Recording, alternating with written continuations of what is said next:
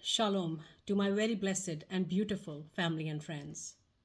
I am this evening once again thoroughly delighted and very excited to be with you. And from the book of life, from the living word of God, I wanted to share a few things which I was thoroughly blessed with, and I wanted to share those blessings with you. My topic today is understanding healing from the word of God.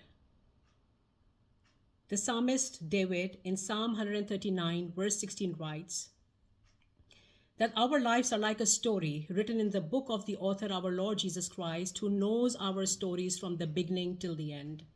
And as we are living our lives in these stories, while passing through this fallen world, which is a temporary emplacement, we all at some point in our lives need healing, physical, spiritual, or emotional. The question here arises, what do you do when health fails, when the doctor says there is no hope, and the medical diagnosis is negative? You do what children of God have done in all ages. You turn to Jehovah Rapha, the God who heals, the God of everything and anything you need help and healing with. Exodus 15:26, it is written over there, if you will diligently seek the Lord your God and do what is right in his sight and give ears to his commandments and keep all his statutes, I will not place any of the diseases I brought upon the Egyptians, for I am the Lord your God who heals you. According to this scripture from the living word of God, it is God Almighty who controls diseases and also brings about healing. Bible, the living word of God, is one of the greatest manuscript of miracles ever written. Miracles that are as much as applicable and true for today as they were for yesterday. Why? Because the word of God never changes. But please note that miracles are not a byproduct of your feelings, sentiments, and emotions. Miracles are a byproduct of meeting God's conditions. God does not respond because you are desperate. God responds when you meet his spiritual conditions. And Exodus 15:26, we just quoted earlier a minute ago, clearly confirms that. The psalmist David in Psalm 105, verse 7, he writes, and he brought them out with silver and gold, and there was none feeble among the tribes. Over here, David is clearly telling us that God Almighty brought the Israelites out of the bondage of the Egyptians, and they had to travel and live in the desert for 40 years, but all this time, none among them was weak or incapable of marching through the desert sand. The psalmist David in Psalm 103, verse 2 and 3, he writes, bless the Lord, O my soul, and forget not all his benefits. What are the benefits David is talking about here? Two benefits. He who forgives all our iniquities, spiritual benefit, and he who heals all our diseases, physical benefit. We over here see a close connection between the physical and spiritual healing. Remember, please, that the forgiveness of our sins and the healing of our body goes hand in glove, and there is no escape. James 5:15 tells us that the prayer of faith will save the sick and God will raise him up. And if he has committed sins, he will be forgiven. Therefore, confess your trespasses to one another and pray for one another that you may be healed. The third book of John, chapter 2, it is written over there, beloved, I pray that you may prosper in all things and be in good health, just as your soul prospers. Both these scriptures are again telling us that there is a close connection between the physical and spiritual healing. Before we turn to some instances from the living word of God to see this connection between physical and spiritual healing, let us ask ourselves a question. In the first place, why do people fall sick? Please note that sickness or even death was never part of God's original plan. Had the first parents, Adam and Eve, kept themselves away from the tree God had forbidden them to eat from, we would have not known sickness and death. Romans 5:12 tells us that just as through one man, sin entered the world, and death through sin. Thus, death spread to all men because all had sinned. Now, it does not necessarily mean that every sickness is a part or is a result of personal sin, but there are instances where sickness is a result of personal sin. And we see this from the living word of God in Matthew chapter 8. Jesus heals a paralytic man and he says to him, "Son, your sins are forgiven," clearly telling us that his paralysis was a result of personal sin. John chapter 5, Jesus heals a man at the pool of Bethesda and he says to him, "Son, you have been made well. Stop sinning, else something worse may happen to you." Clearly telling us that God Almighty, who controls diseases, can also allow sickness to enter in someone's life, simply maybe just to bring them back on track because they have gone astray, and their physical sickness is for their spiritual healing. Psalmist David puts this beautifully in one of his psalms, and he writes, "Before I was afflicted, I had gone astray, but now I have kept your word." This is something for all of us to ponder upon. Now, as much as we see that there can be instances where sickness is a result of personal sin, there are many times that God Almighty will allow sickness to enter the life and bodies of men and women who are very diligently and obediently walking in the will of God Almighty. And their sickness has nothing to do with their personal sin. As a matter of fact, they are afflicted because of their godliness. And the question arises, why would God allow sickness, pain, and suffering in the lives of people walking in his will? Let us see this from the living word of God, from the life of Apostle Paul, who was so graciously granted the experience of being caught up to see the Lord in heaven, and then a thorn was given in his flesh. 2 Corinthians chapter 12, he writes that it is to keep him from conceited because of the surpassingly great revelations that the thorn was then given in his flesh. He writes that 3 times he pleaded to the Lord to take it away, but God denied it and said, "My grace is sufficient for you, for his power is fulfilled in our weakness." Paul continues and writes that, "Therefore I will boast in my weakness, so that Christ's power may rest upon me. I will therefore delight in sickness, in persecution, in difficulty, in trouble, because when I am weak, then I am strong."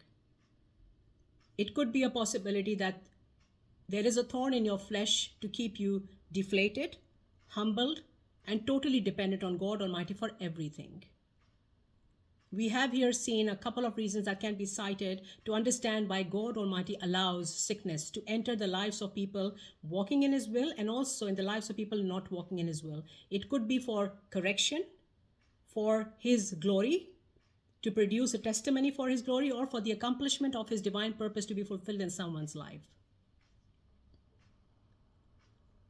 Now, there is a beautiful scripture in Isaiah 53 verse 5 in relation to healing, which tells us that Jesus was wounded and bruised for our transgressions and iniquities, and the chastisement of our peace was upon him, and by his stripes we are healed.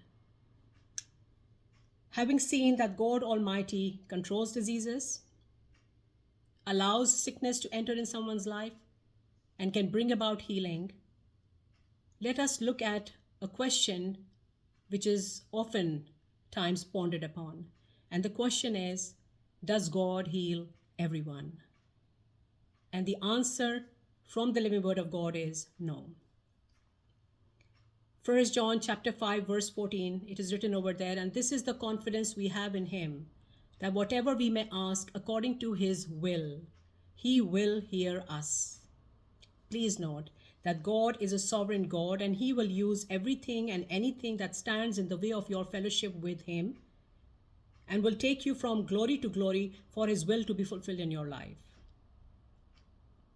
Many times God Almighty uses sickness, personal sickness, physical sickness, to accomplish his divine purpose in someone's life. It is not always God's will for someone to be healed from physical sickness. And we see this from the life of Apostle Paul. Please note that many times God's blessings come in other forms rather than physical healing. And in those situations, like in the life of Paul, he will give us the grace and take us step by step from glory to glory for his divine will and purpose to be fulfilled in our lives. Why is it that at the pool of Bethesda, among so many sick people that were present at the pool, only one man got healed? Because it was not God's will for everyone to be healed. It simply just comes down to the will of one sovereign God. It is our earnest responsibility to seek healing diligently, pray and have faith, but leave the results in the hands of God Almighty, who knows what is best for us, because he can see what we cannot see. He knows what we do not know. We do not know why some people are healed and some are not healed. But we do know one thing, that from the living word of God in Isaiah 55, verses 8 and 9, it tells us that our ways are not his ways and our thoughts are not his thoughts. We see another example in the living word of God. We see Timothy had a stomach ailment. And we see in 1 Timothy chapter 5, verse 23, Paul is encouraging Timothy to have grape and wine products for his stomach ailment. So we see that Timothy was sick but was not healed. Another reason why some people are not healed by God Almighty, we see in James 4, chapter 4, verse 2 and 3. It is simple, the Bible says, you have not because you ask not. And when you ask, you do not ask with correct or right motives, and that's why you don't receive it. Why? Because many times people are very much interested and willing to receive a miracle and healing in their body and life, but they are not willing to receive Jehovah Rapha, the God who heals, as their personal savior in their lives. Because you are not willing to receive Jesus and reach out to Jesus, you do not receive your healing. Matthew chapter 15, verse 29-30 clearly tells us everyone who came to Jesus, he was made whole and was healed. Let us now turn to two beautifully interwoven miracles in two Gospels, Matthew chapter 9 and Mark chapter 5. And this is the story of the daughter of Jairus, who was 12 years old, and the woman who had the issue of blood for 12 years. The Bible tells us that Jairus was a renowned ruler of the synagogue.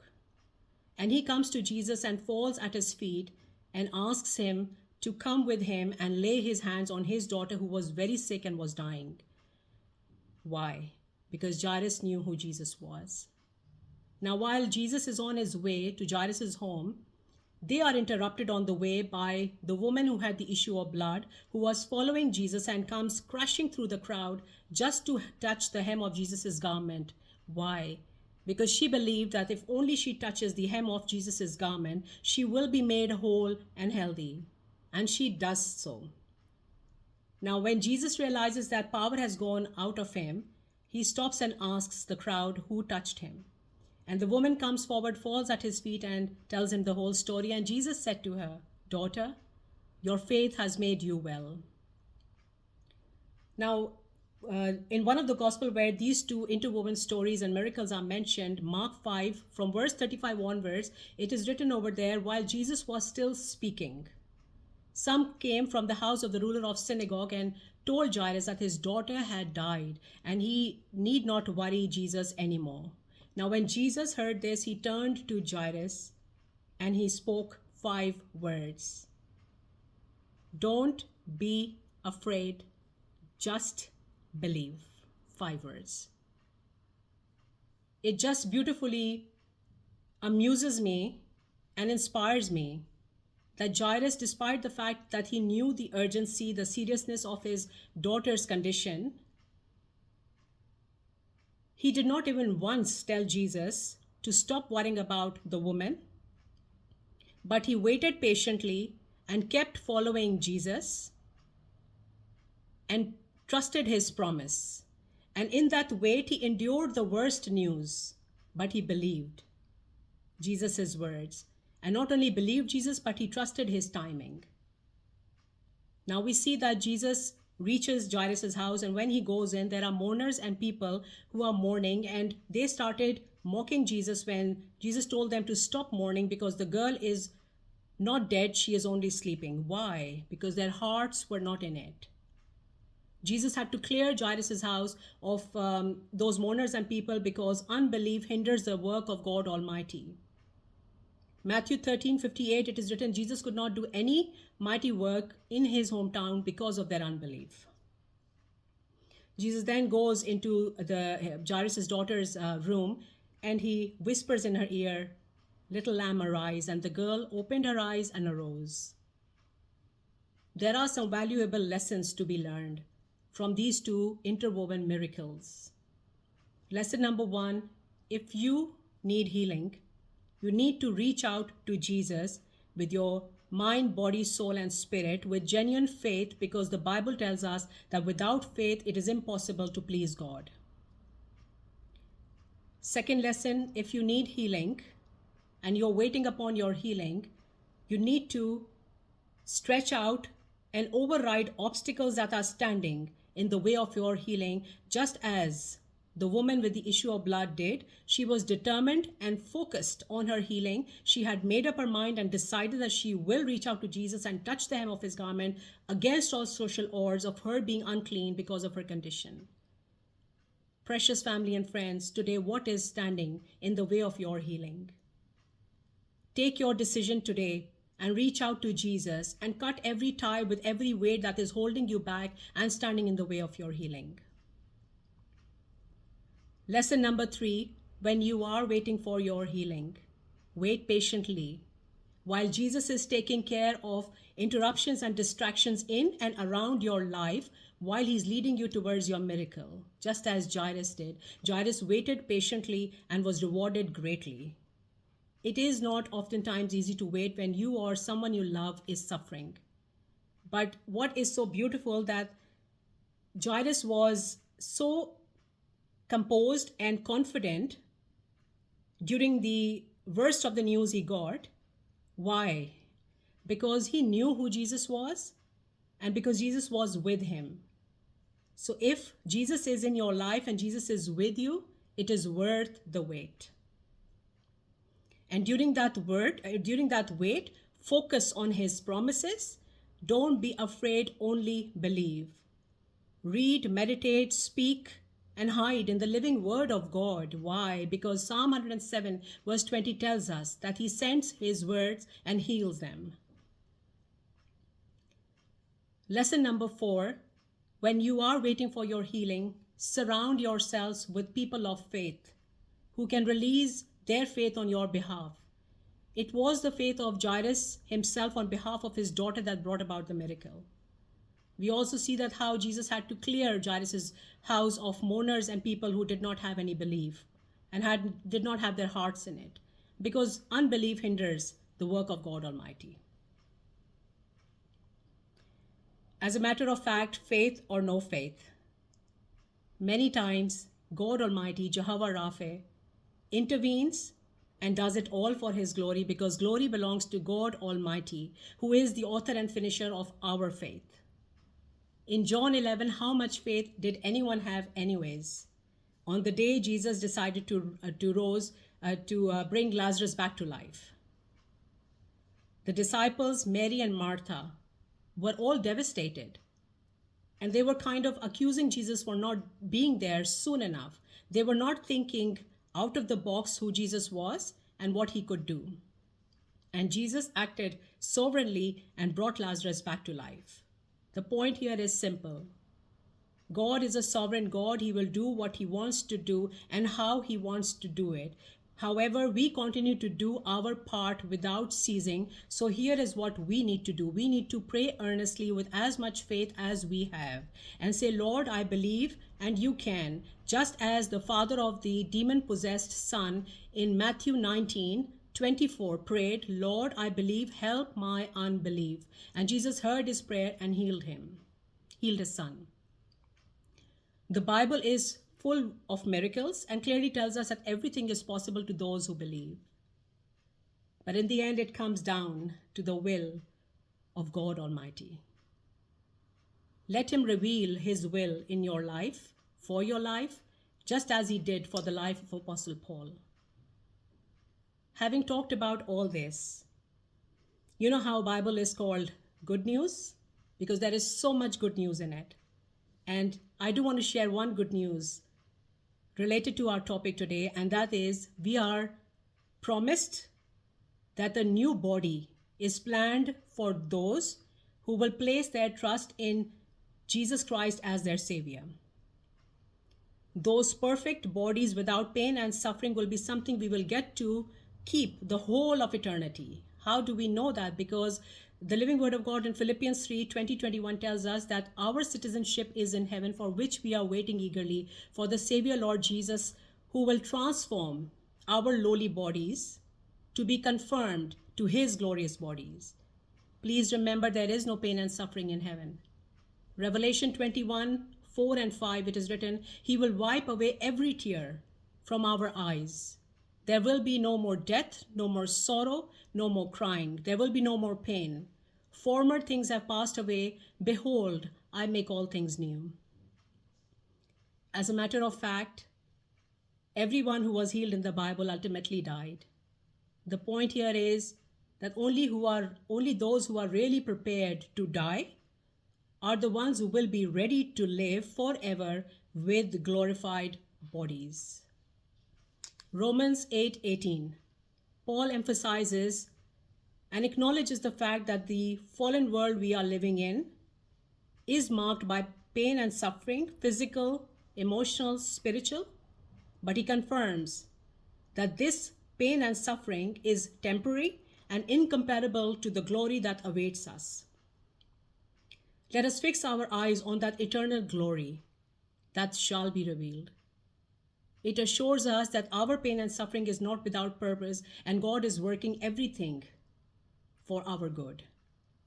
Romans 8:18 also confirms that in the darkest of moments, we can have the comfort of knowing that there is a greater purpose. God is at work through that pain and suffering in our life.